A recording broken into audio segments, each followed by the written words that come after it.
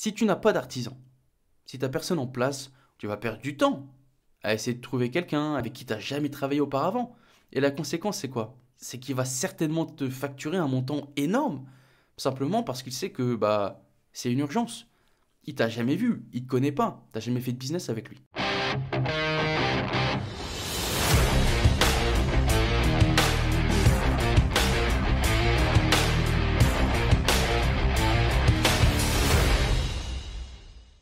Bonjour et bienvenue tout le monde, bienvenue sur le podcast Graines d'Investisseur.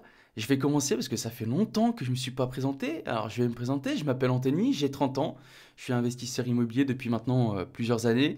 Je fais aussi un petit peu de bourse, un petit peu de crypto. À l'heure d'aujourd'hui où je vous parle, je dégage plus de 2000 euros de revenus passifs avec mon immobilier. J'ai 5 chiffres investis en bourse et en crypto et tout ça en ayant commencé au McDonald's avec un salaire de 800 euros. J'ai créé ce podcast durant le confinement du Covid pour partager un petit peu de mon aventure dans l'immobilier et tout ce que j'entreprends, mes succès mais aussi mes échecs. Et je dirais que le maître mot de ce podcast, ça serait réalité. Chaque semaine, je vous donne de l'inspiration, de la motivation et des histoires que vous devez entendre pour démarrer votre parcours d'investissement. Je veux vous montrer qu'à travers l'investissement, on peut faire de très belles choses, mais il y a aussi malheureusement quelques petits passages à vide. Et donc à travers tous les épisodes que j'ai déjà faits, je vous ai jamais caché la réalité. Après cette brève présentation, j'aimerais à tous vous souhaiter une très belle et une très grande année 2023. J'espère que cette année sera meilleure que 2022, que vous ferez le nécessaire, j'espère, pour atteindre vos objectifs. L'argent, c'est bien, mais n'oubliez pas que le plus important, c'est la santé. Prenez soin de vous, prenez soin de votre famille, de vos proches. Je vous souhaite à tous de très belles choses pour cette année 2023. Et sinon les amis, comment se sont passées les fêtes de fin d'année pour vous? Est-ce que le Père Noël a été généreux? Pour mon cas, franchement ça va, j'ai été gâté, j'ai reçu une édition de 1949, s'il vous plaît, du livre L'investisseur intelligent de Benjamin Graham, pardon. Mais j'espère que le Père Noël m'a aussi apporté pour cette année un nombre incalculable de notes 5 étoiles sur Apple Podcast. Alors, pour rendre ce cadeau réel, n'hésitez pas à aller sur Apple Podcast, notez 5 étoiles le podcast, rajoutez votre petit commentaire qui boostera mon podcast. Ça fait beaucoup de podcasts, mais c'est comme ça. C'est ce qui permet de démocratiser mon contenu. Alors, je compte sur votre soutien, mais tout le monde n'a pas Apple Podcast. Alors, sachez que vous pouvez vous aussi partager mon podcast sur vos réseaux. C'est gratuit. Ça me booste, moi personnellement, et puis ça fait connaître encore plus le podcast.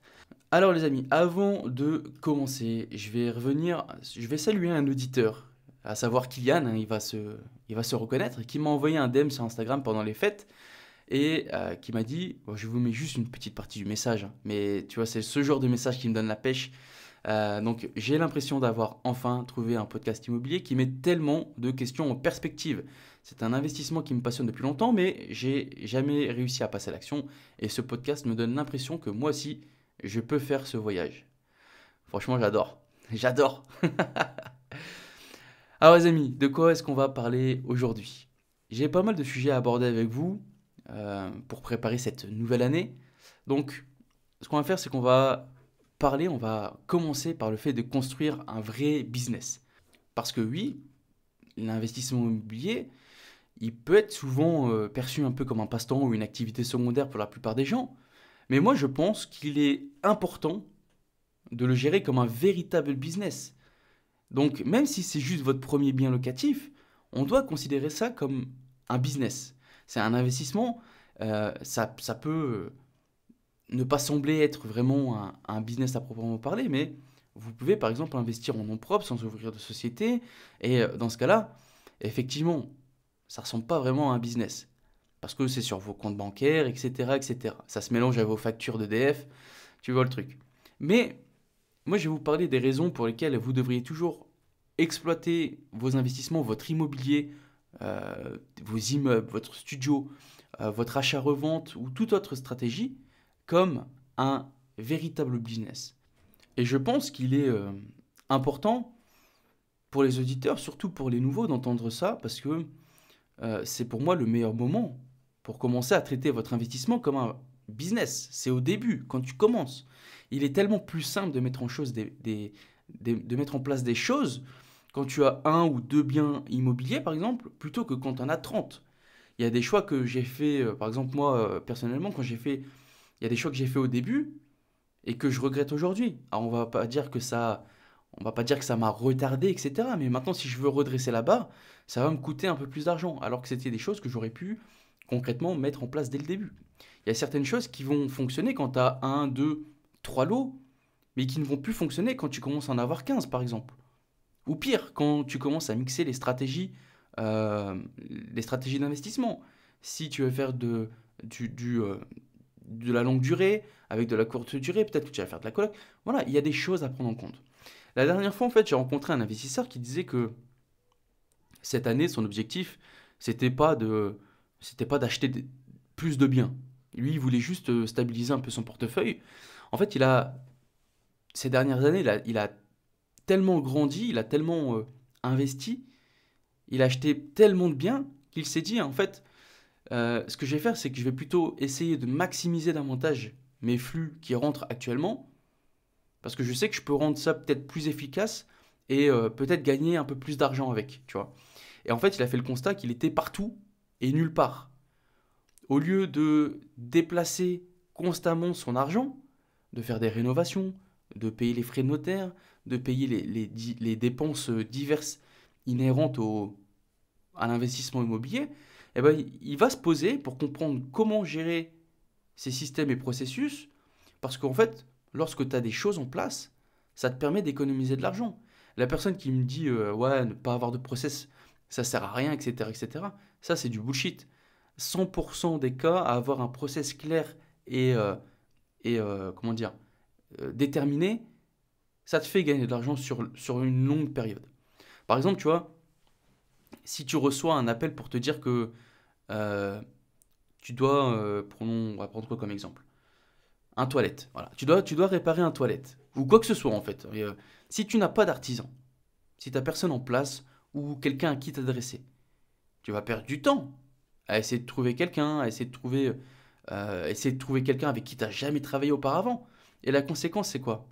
C'est qu'il va certainement te facturer un montant énorme, simplement parce qu'il sait que bah, c'est une urgence. Il t'a jamais vu, il te connaît pas, t'as jamais fait de business avec lui. Tu l'as jamais, euh, tu l'as jamais appelé pour faire de la rénovation en compagnie. Tu crois qu'il va faire quoi? Et bien sûr qu'il va te charger, il va te faire une facture salée. En fait, ce sont juste des choses euh, simples comme ça qui peuvent vous faire économiser de l'argent. Et en fait, vous le réalisez même pas. Ou simplement juste de prendre le temps par exemple, réévaluer chaque année votre assurance.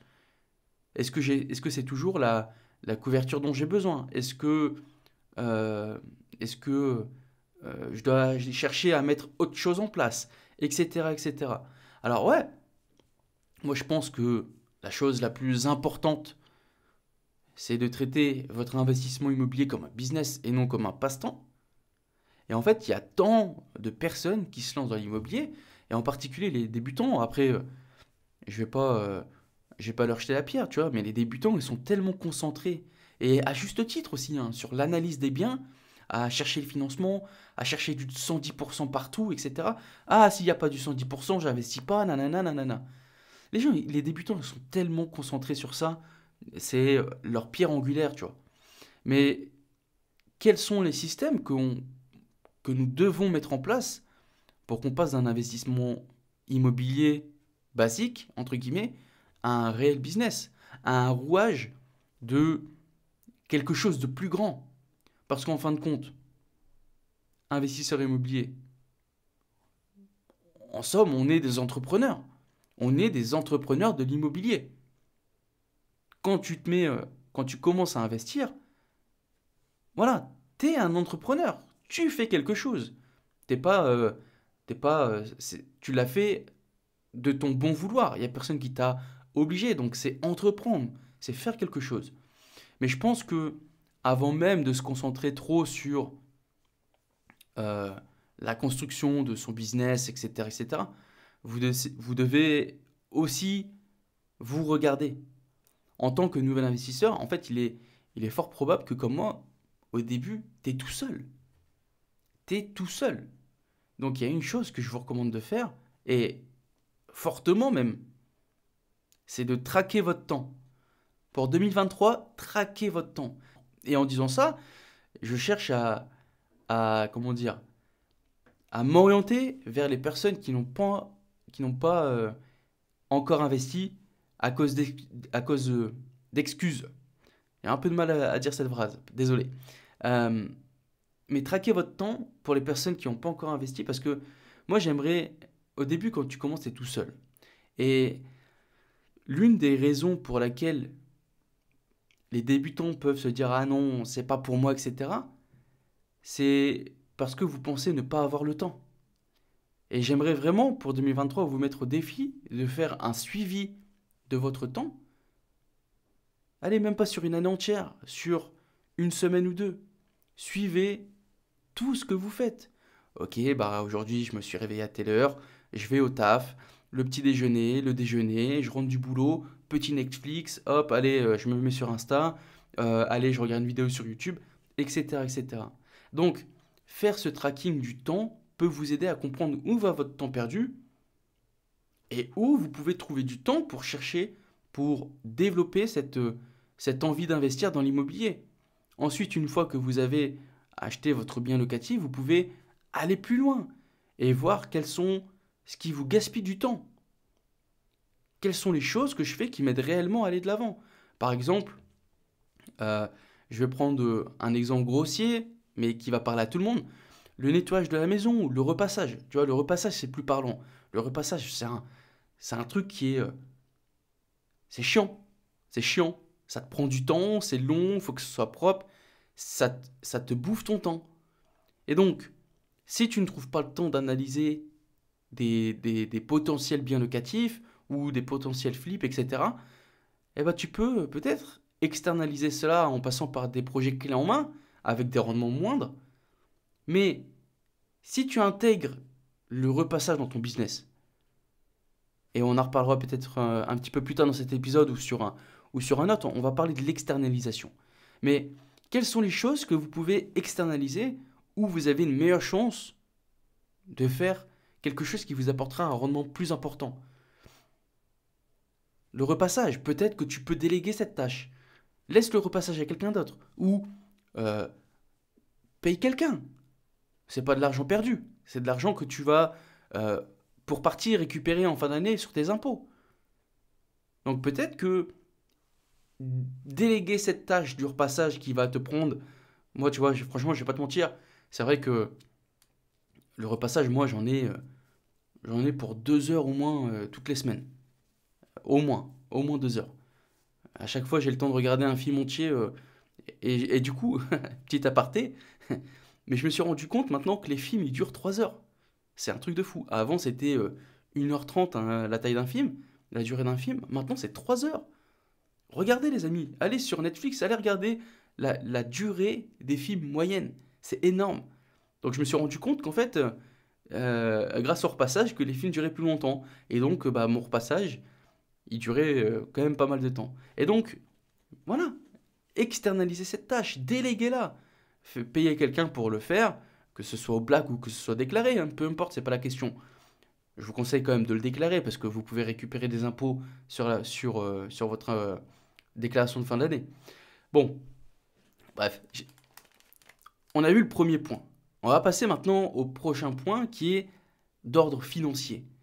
Vos finances, les amis, sont essentiellement la santé globale de vous et de votre business. Pour faire simple, où va l'argent? Where is the money? On va parler budgétisation en tant qu'investisseur locatif. Moi, je pense que j'ai insisté suffisamment sur tous les précédents épisodes, tout le temps, sur le fait d'avoir une réserve de trésorerie. Et de savoir quelles sont vos dépenses mensuelles pour que si jamais vous ayez une vacance locative ou un souci, eh ben que vous puissiez prendre dans vos réserves pour rembourser votre emprunt, par exemple, ou payer cette chaudière, par exemple.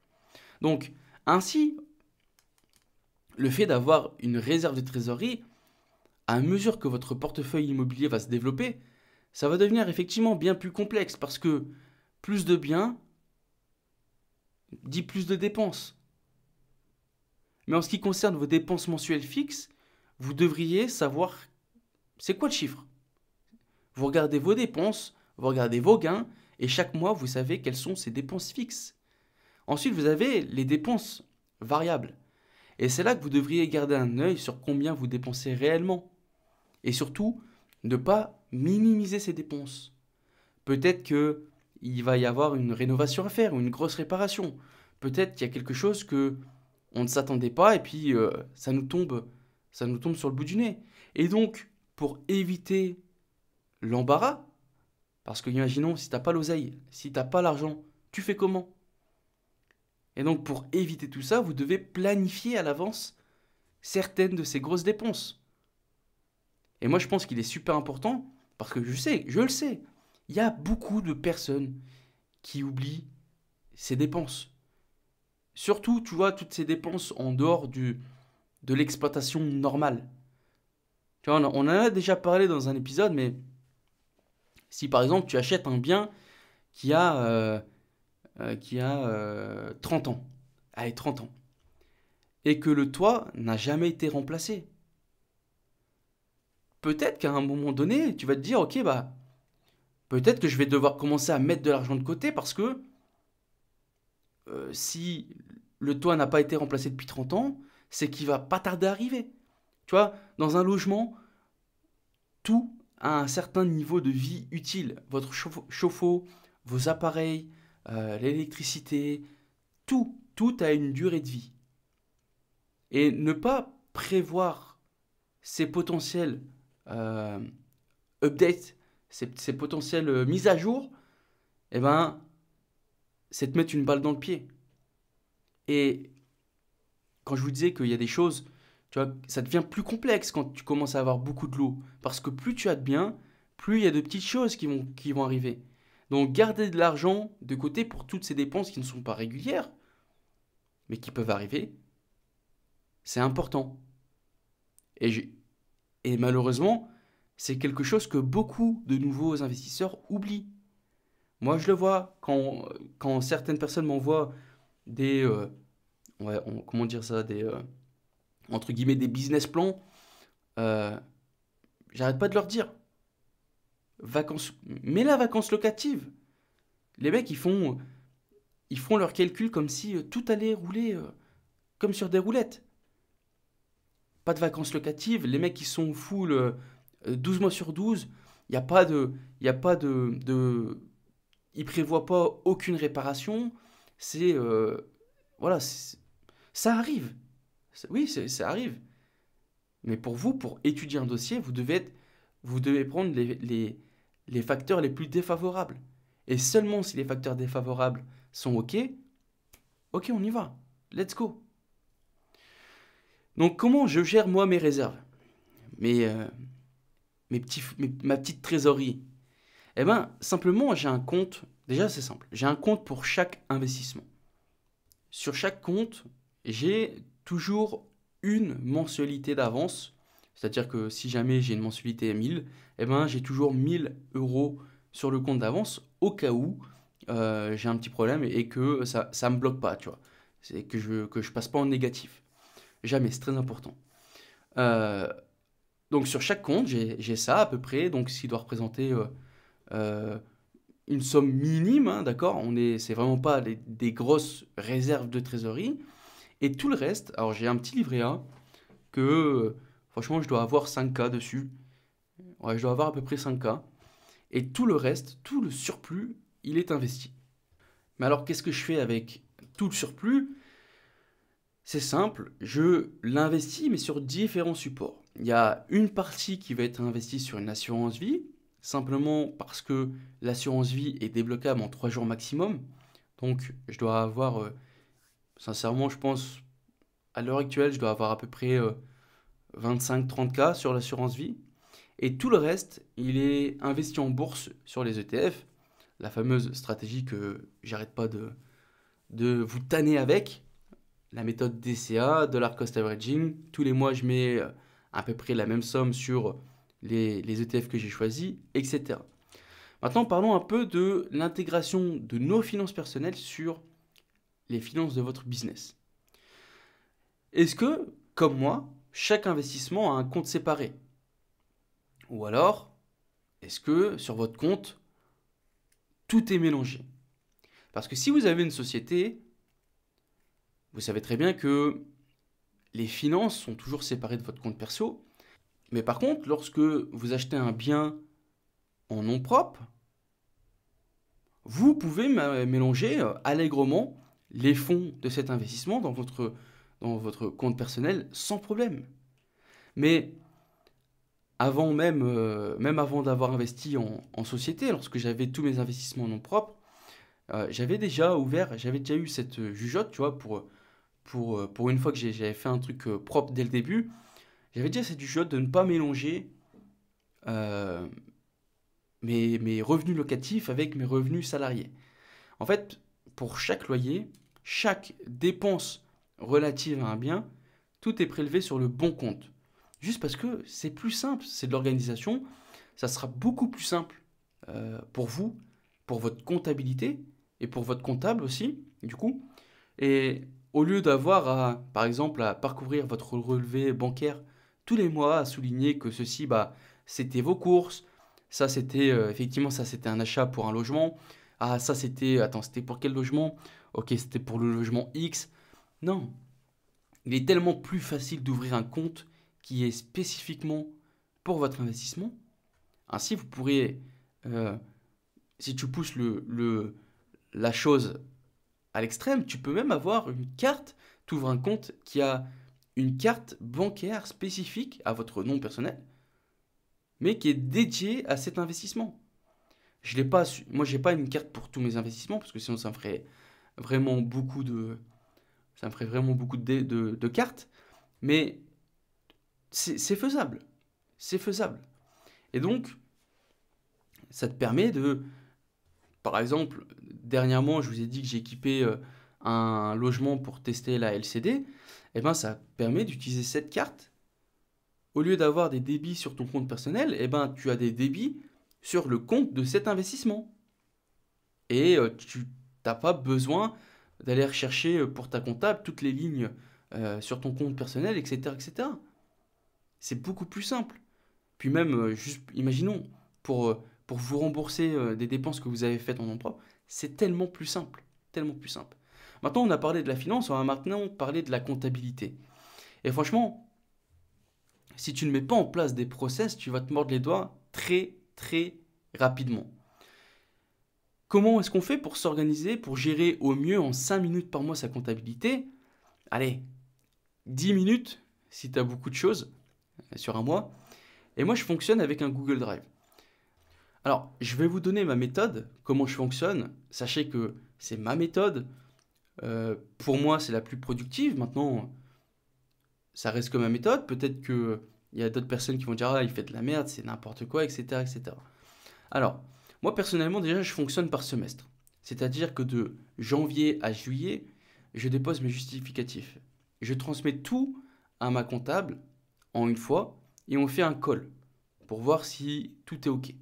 Puis, de août à décembre, je retransmets une nouvelle fois les pièces comptables et on refait un call mi-janvier pour clôturer l'activité. Donc, dans mon dossier investissement, on va retrouver deux dossiers, semestre 1, semestre 2. Dans ces dossiers-là, ça va être exactement la même chose.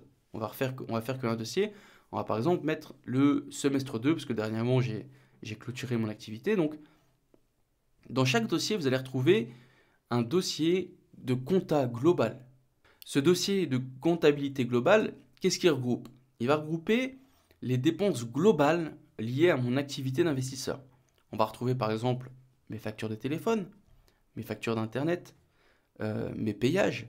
On va retrouver aussi un Excel qui va regrouper tous mes déplacements. Il ne faut pas sous-estimer le tracking de vos déplacements parce que c'est un vrai moyen de gagner de l'argent, surtout pour moi qui investis à distance, c'est une vraie mine d'or d'économie.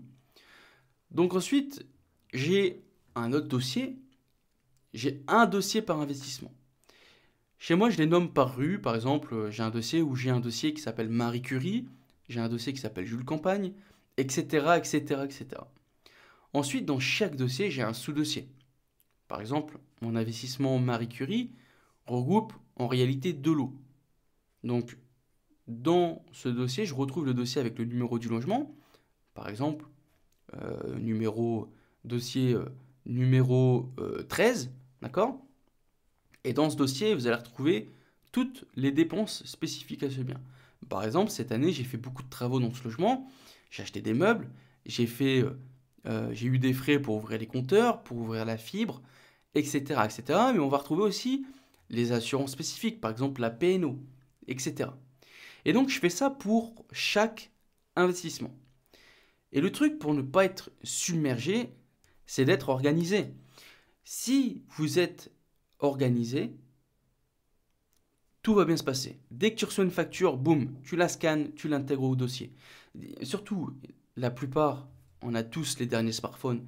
Tu vois, moi, dans l'application Notes, si jamais, peut-être que vous ne le savez pas, mais quand j'ai une facture, je vais dans l'application Notes, je fais créer une note, je vais sur appareil photo, je fais scanner document, je scanne, j'envoie il est sur le cloud, je l'ai directement à disposition.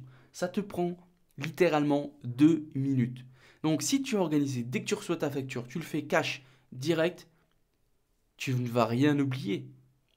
Alors que si tu faisais comme je faisais au début, c'est-à-dire que tu attends la fin d'année pour mettre tout en ordre, ta comptabilité, tu vas oublier énormément de choses. Et c'est dommage. C'est dommage de se passer d'amortissement, c'est dommage de se passer de déficit. Et à cause de ça, sur des logements meublés, j'ai perdu des factures impossibles de retrouver. Eh ben, j'ai un ou deux logements où j'arrive pas à avoir de déficit, à avoir d'amortissement sur mes meubles.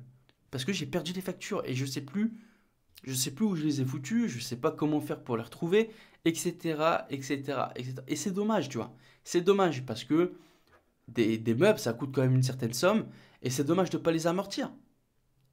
C'est dommage. Mais bon, c'est comme ça, on paye. Il faut toujours être responsable dans la vie. Comme je vous l'ai répété, j'ai fait de la merde, j'assume. Bah écoutez, voilà les amis. Pour ce premier épisode, pour ce premier épisode de l'année 2023, on a brossé un peu large, mais ça fait jamais de mal. Dans un prochain épisode, je vous parlerai de la gestion locative, comment je fais pour gérer efficacement tous mes investissements immobiliers en étant à plus de 7 heures de route et sans jamais avoir de problème. Je touche du bois. Ça peut arriver. Voilà les amis, j'espère que cet épisode vous aura plu. Je vous invite à laisser votre note 5 étoiles pour surperformer les stats de l'année dernière. Le petit commentaire qui fait du bien. N'oubliez pas, 1% chaque jour. Et moi je vous dis à la semaine prochaine. Ciao ciao ciao.